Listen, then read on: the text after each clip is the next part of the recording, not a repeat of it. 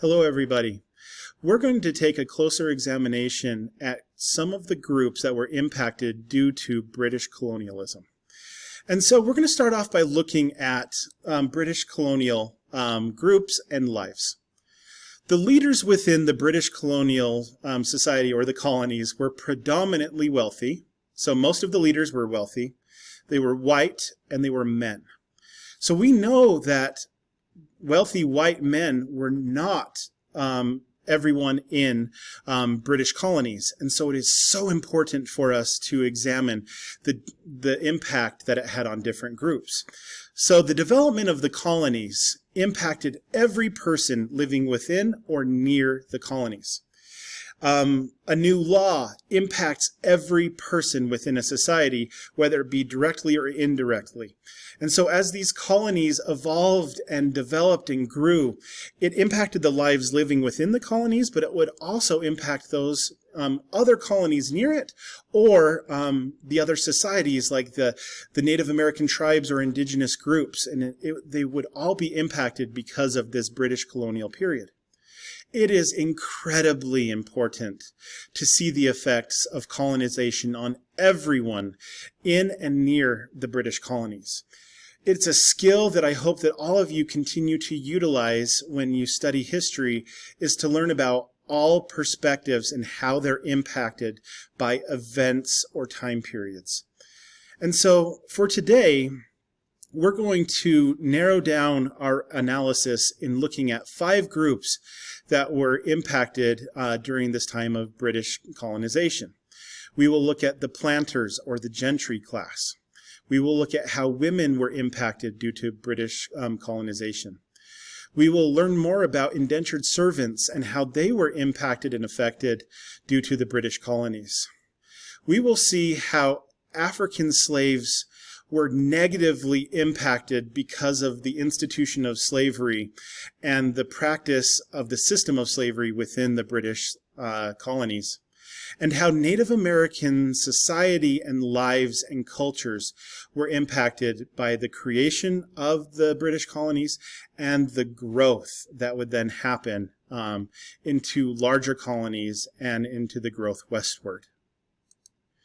So the first group that we're going to look at are known as the gentry class, or the planters. This group of people was very wealthy. They held a great amount of social and political influence.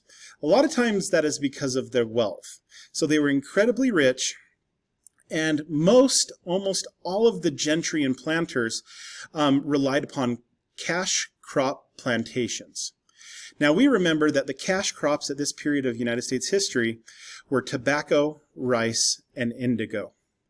So because of these cash crops, the planters and the gentry class depended and unfortunately instituted the system of slavery and depended upon slaves and slave labor to become wealthy. So this horrible cycle of wealth is really based upon slaves and slave labor. Sometimes, but not always, members of this gentry and planter class were connected to the British upper class lineage. Basically, they had relatives back in Britain that had a lot of wealth and money that they then carried over into the British colonies. Gentry and planters were focused with a high population in the southern colonies, but were also found within the middle colonies and even some within the New England region. Now, the next impacted group that is very important to discuss would be, how does British colonialism and colonization impact women? There were inconsistent or differing roles between the colonial regions. In some of the colonies, women were not allowed to work in the fields, but in other colonies, women did. And so many women assisted their husbands or families in the job of the father or the family. So in many colonies, women would go into the fields to help if the family had a farm. If the family or the husband was involved in trading, women would assist in the shipping and trading and the movement of goods. You'll see that in shipbuilding or in lumber that women will help the family and the husband active in the gaining of wealth. Women were essential to the development and for the development of the colonies. Women cared for the needs of the family and the home in addition to supporting their husband.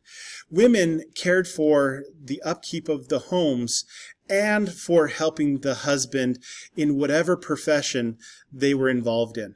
So we see this with women helping with the raising of children to making sure that the house is still stable, because we don't have the same construction standards or quality that we have today back then. So women would care for the home, for the needs of the children, for the education of the children, and would care for the goods and the different items needed within the home, in addition to going out and helping the husband in whatever career or profession that they were involved in.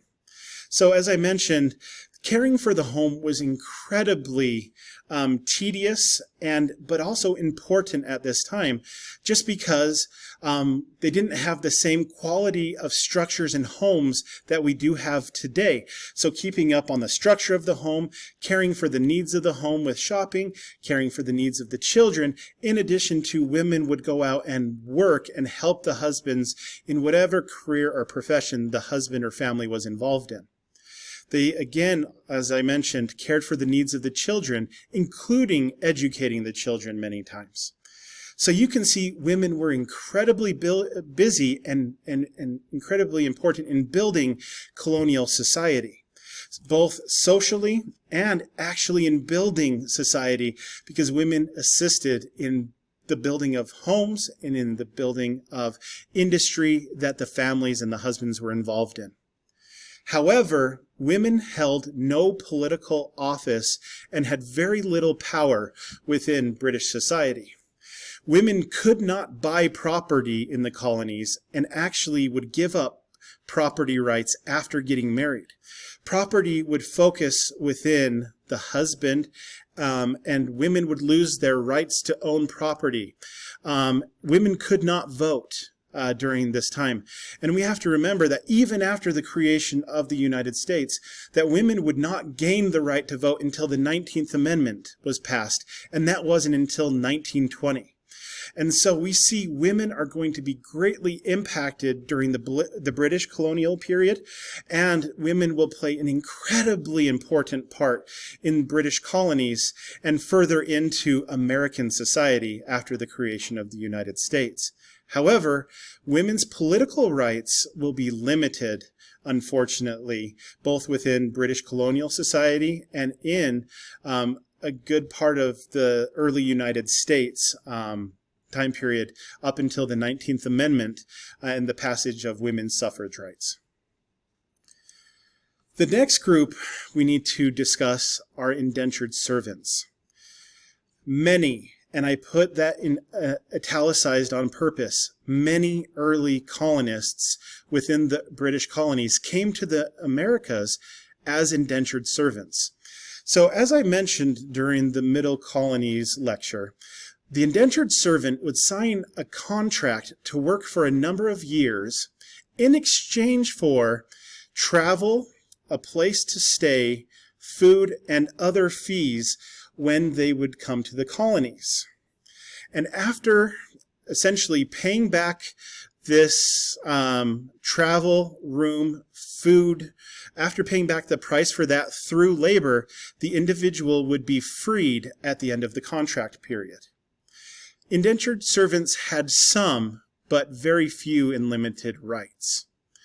And often, and at the end of the servitude contract, the indentured servant would be provided some land, crops, and other items to help them transition out of being an indentured servant and into being a fully freed member of the colony. And these factors would actually be negotiated into the contract that the indentured servant would sign. The highest population of indentured servants, as I mentioned, were found within the middle colonies. However, indentured servants were found throughout all of the original 13 colonies. Every single colony had indentured servants within them.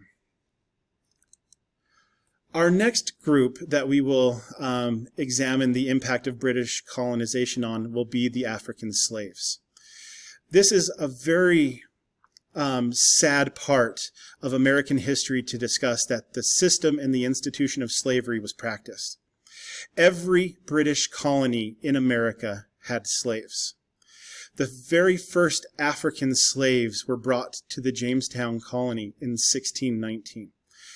And the New England colonies were involved in the transportation of slaves via the Middle Passage. So again, going back to the triangle trade system, is that even though that there were far fewer slaves within the New England colonies benefited from the slave trade system that was brought about through the triangle trade and the Middle Passage. It is a sad fact that there were many people that became wealthy because of the institution and practice of slavery. It's horrible to think about. The system of slavery would also increase over time. So in 1790, there were 681,777 slaves in what was then the United States. And I know that I'm jumping ahead a little bit, but we can see here that in just 20 years, the number jumps to over 1,005,685 slaves will be found in the United States. The number of slaves will grow dramatically. And this is an unfortunate development, and we will see the spreading of slavery throughout the early United States. And you will be examining and learning more about this within lessons later within this course.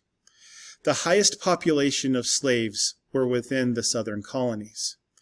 And this forced labor system was primarily found, but not limited to, cash crop plantations. Where you found back then tobacco plantation or rice plantations or indigo plantations, you would find almost always, and unfortunately, slaves. So African slaves were dramatically and very negatively impacted by British colonization. And it would take the 13th Amendment of the Constitution to finally end the system and practice of slavery. And that would be achieved through the Civil War that you'll later study. So I know that you have seen this table before, but this just shows that in 1770, before even the creation and establishment of the United States, so still within the British colonies, this is the slave population data for each of the 13 major British colonies. And you can see that in South Carolina, 61% of all of the people in South Carolina were actually slaves. 61% of the population of South Carolina did not have freedom and were forced into the horrible system of slavery. And so this shows the percentage of the colony's population and the total slave population within that colony. Finally, let's discuss the impact of British colonization on Native Americans and indigenous peoples.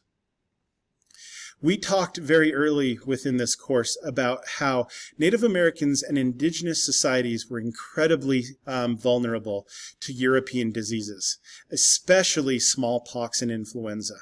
There will be other diseases that will be transmitted into the Native American and indigenous societies, but smallpox and influenza, also known as the flu, as you see here, some historians will hypothesize as much as 90% of the indigenous population will die from diseases that existed in the pre-Columbian period. Basically, if you were to look at the total number of Native Americans and indigenous peoples before Columbus and the establishment of colonies, that population, 90% of them will die due to disease, slavery, or warfare. Some of the colonies, some of the British colonies, traded and established relationship and partners with some of the indigenous tribes. We see this very much within the middle colonial region and some of the New England region. But this is inconsistent between the colonial regions, where we see that some colonies within the middle colonies will have better relationships with Native Americans and indigenous peoples than others. Some Native Americans were even captured and forced into being slaves. So we see the system of slavery and this horrible practice not just being found within the African and the kidnapped and captured African population, but we see it extended even into indigenous peoples and Native American tribes. Many treaties that were made with Native American tribes, many treaties were made with Native American tribes, but many of these contracts were not honored by members of the British colonies as the colonies and the United States expanded west. So there were agreements, but as the colonies grew larger, or as the creation of the United States began, these treaties or these contracts began to be ended or were not honored with the Native Americans and the indigenous people and the British. So we can see that the British colonies would stop honoring the contracts and treaties as the growth of the colonies happened over time. We see here in this lesson that different groups were dramatically and very significantly impacted due to British colonization. So I hope that this gives you a better understanding of the impact of British colonialism and its impact upon many different groups. And I would encourage you to continue your research into how colonialism and colonization impacts all groups as you continue within your educational journeys. I hope all of you have a wonderful day.